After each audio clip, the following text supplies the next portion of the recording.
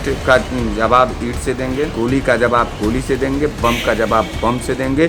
कोई समझौता नहीं करेंगे। किसानों के ऊपर हो रहे अत्याचार और किसानों के ऊपर हो रहे हमले का एक एक हिसाब लेंगे। या मरेंगे या तो इनके कलेजे को चीर करके इनको खुद मार देंगे। लड़ाई अब आर पार की होने जा रही है और लड़ाई अब एकदम सीधे फैसले पर होगी। द लाइव टीवी, सच सबसे आगे। दोस्तों नमस्कार, स्वागत है आपका इस वक्त द लाइव टीवी पर। और लखीमपुर खीरी में जो किसानों के साथ कांड हुआ उसके बाद से राजनीति का फिजा क्या है, क्या कहता है पूरा माहौल उत्तर प्रदेश का, क्योंकि 2022 का इलेक्शन है यूपी में। और कौन सी ऐसी राजनीतिक पार्टी है जो लगातार किसानों के मुद्दे पर सरकार को घेर रही है। और अभी नोएडा में भी किसानों के साथ जिस तरह से बर्बरता हुई है उसमें पुलिस वाले भी घायल हुए हैं, किसानों को भी काफ़ी चोटें आई हैं। तो उस मुद्दे पर बनारस के लोग क्या सोचते हैं, बनारस के लोग इस मसले को लेकर किस तरह की मिजाज रखते हैं, ये जानने के लिए हम बनारसियों से बात करेंगे। तो आप ये बताएं कि जिस तरह से किसानों के साथ हो रहा है लखीमपुर में जो हुआ उसको लेकर आप लोग क्या सोचते हैं। आप देखिए ना, गृह राज्य मंत्री का बेटा अजय मिश्रा का बेटा जो है कितने बेखौफ तरीके से 6 किसानों के छातियों पर अपनी गाड़ी चढ़ा करके उनको मार डालता है।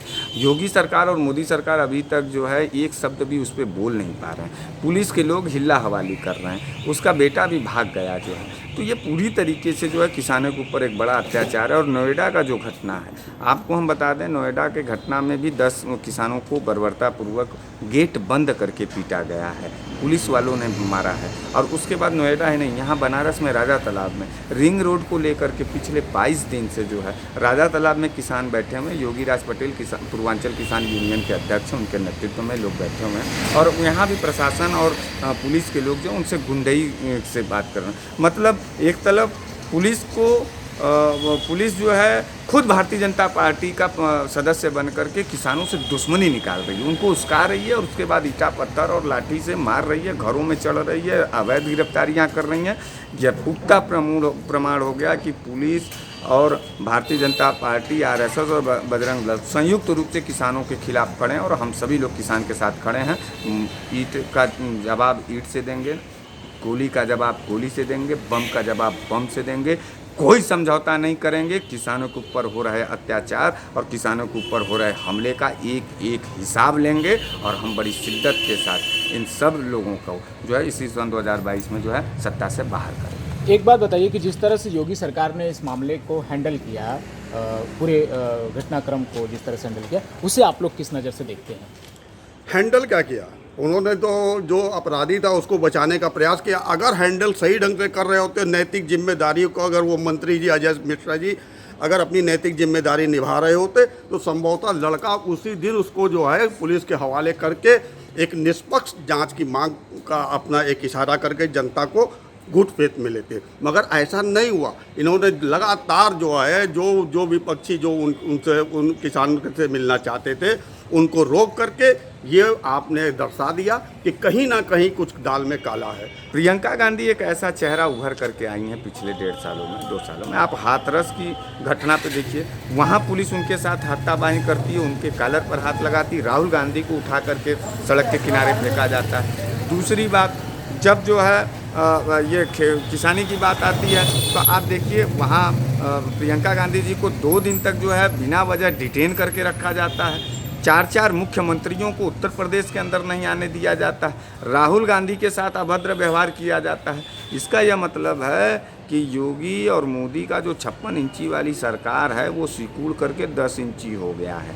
ये लोग डर चुके हैं, डरपोक हो चुके हैं। हमले तभी कोई सरकार करती है जब उसको डर लगता है। तो किसानों की बढ़ती तादाद और चीरती आवाज़ इनके कलेजे को चीरने पर मजबूर है और अब इनका खात्मा होने वाला है। लेकिन जिस पुलिस पर आप आरोप लगा रहे हैं वही पुलिस मंत्री के बेटे को गिरफ्तार भी कर चुकी है। देखिए एक बात बताएं, जब पूरी तरीके से प्रियंका गांधी ने एकदम फ्रंट फुट पर आकर के लड़ने का ऐलान किया, उसी समय इनको भी बचना था। यह भारत का देश है, यहाँ पर गरीब किसान मजदूरों को तब न्याय मिलता है जब प्रियंका गांधी जैसी नेता ज़मीन पर उतर करके लड़ना शुरू करती हैं तो इनकी पतलून गीली हो जाती है। प्रियंका गांधी कोई ऐरी गैरी नहीं है। हाथरस वाले भी मामले में आप उठा के देखिए, आप जो है कि तबलीगी जमात वाले मामले में उठा के देखिए, कांग्रेस ने हमेशा CNRC में आप उठा करके देख लीजिए, किसान आंदोलन को उठा के देख लीजिए, नोटबंदी को उठा के देख लीजिए।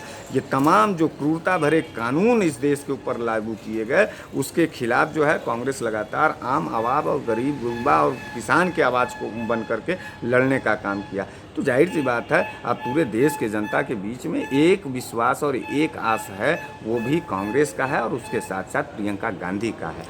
तो पूरी तरीके से किसान का जो मामला है, ये भारतीय जनता पार्टी के क्रूर सरकार का ताबूत में अंतिम कील होगा। अगर आप एकदम निष्पक्ष थे और स्वच्छ थे, आपका लड़का एकदम निर्दोष था, जैसा कि उसने शुरू में कहा कि हम तो वहाँ थे ही नहीं यहाँ, जिसका प्रूफ अपनी जो है उसमें जो है पुलिस के इंक्वायरी में नहीं दे पाया, लेकिन उसने कहा और उसी को जो है इन्होंने पूरे विश्वास के साथ पूरे जनता में ये प्रचारित करने का प्रयास किया कि जो दो व्यक्ति बोल रहे हैं वही सही है। और जो किसान, हजारों किसानों ने प्रूफ दिया, सब कुछ दिया, उसका जो सोशल मीडिया पे वीडियो चला, प्रियंका जी वहाँ गई, प्रियंका जी को रोक दिया, जिस ढंग से रोका गया, ये पूरी तरीके से बताता है कि सरकार जो है संघ की मानसिकता के आधार पर वो अपनी मंशा को जनता पर थोप करके पूरे देश पर कब्जा करके अपने चंद मुट्ठी भर जो इनके पूंजीपति साथी हैं उनको देश की सारी व्यवस्था, सारा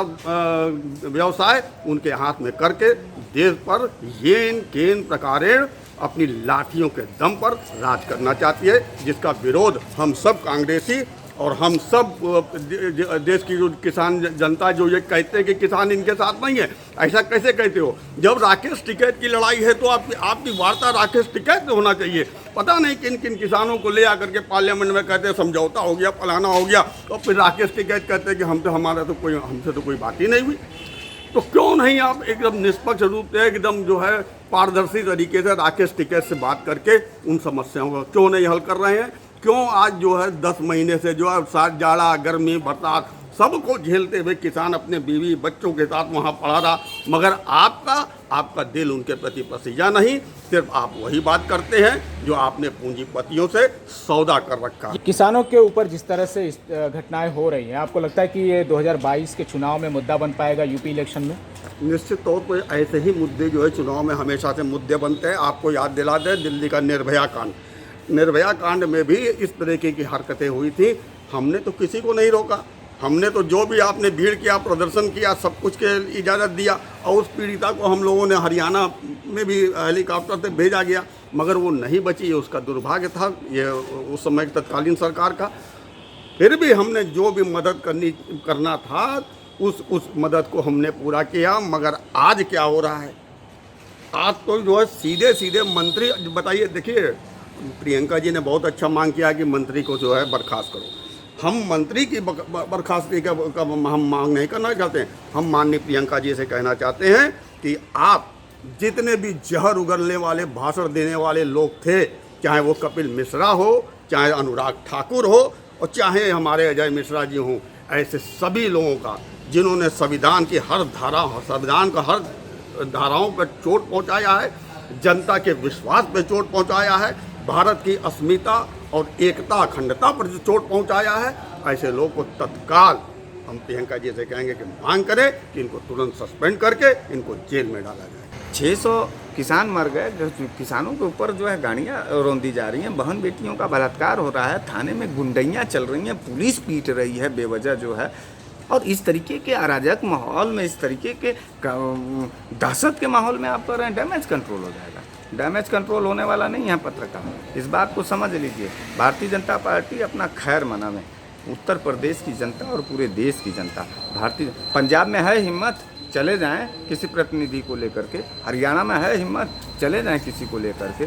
ये सब इतने कायर हैं भाजपाई जो पुलिस को आगे करते हैं, पुलिस की वर्दी पहना करके पिटवा रहे हैं, सेना की वर्दी पहनवा करके पिटवा रहे हैं। गोदी जो मीडिया है वो दिन रात जहर उगल रही है। इस देश को बांटने में सबसे बड़ा योगदान मीडिया और भारतीय जनता पार्टी इस देश को बर्बाद करना चाहती है। इस देश में पूरी तरीके से हिंसा फैला करके राज करना चाहती भारतीय जनता पार्टी। इस देश के तमाम नौजवानों, किसानों, मजदूर मजदूर और वर्ग के लोगों ने ये कसम खा लिया इस मिट्टी को उठा करके भारत माता का कि या तो या मरेंगे या तो इनके कलेजे को चीर करके इनको खुद मार देंगे। लड़ाई अब आर पार की होने जा रही है और लड़ाई अब एकदम सीधे फैसले पर हो। ये बताइए कि जो प्रियंका गांधी जिस तरह से इस पूरे घटनाक्रम में सामने आई हैं और अखिलेश यादव भी थे और भी पार्टियों के नेता थे, किन पार्टियों को लग रहा है कि ये घटना उनके लिए एक पॉलिटिकल माइलेज की तरह है, या क्या प्रियंका गांधी विपक्ष के सबसे बड़े चेहरे के रूप में सामने आई हैं? देखिए, निश्चित तौर पर जनता के बीच में एक सबसे बड़ी संघर्ष के काल में सबसे बड़े चेहरे के रूप में सामने आई हैं। यहाँ कोई राजनीति नहीं है, कोई मुद्दा नहीं। राजनीति आप कर रहे हो, ये आप जरूर बता रहे हो कि विपक्ष को जो है माइल पर जो है राजनीति का माइलेज मिल गया या टूरिज्म वो कर रहे हैं। ये सब नए नए शब्दों का ईजाद करने का काम हमेशा से भाजपा करती आई है, केवल अपने अवगुणों को, अपने दोष को छुपाने के लिए इस तरह की बातें होती हैं। ये बताइए, अगर किसी के साथ कोई घटना घट रही है और अगर हम क्षेत्र के ही लोग जो है आपसी सहयोग में कर खड़े हो रहे हैं, तो क्या वो क्या कहते हैं पॉलिटिकल माइलेज ले रहे हैं? ये पॉलिटिकल माइलेज की बात नहीं है, क्योंकि चुनाव सामने है। इसके मतलब ये हुआ कि आप घटना देखिए, नोएडा में अंदर हो गया, अभी नोएडा में कल ही जो है दलित बच्ची के साथ बलात्कार हो गया। यही सब आवाज़ हम लोग उठाते हैं और ये सब आवाज़ उठाते हैं, उठाने वाला देशद्रोही होता है। जो उसको उस पर जो मुकदमे कायम किए जाते हैं उनको, और जैसा कि अभी हमारे मिश्रा जी ने कहा कि पुलिस क्या है, पुलिस तो उनके जेब की एक कठपुतली हो गई है।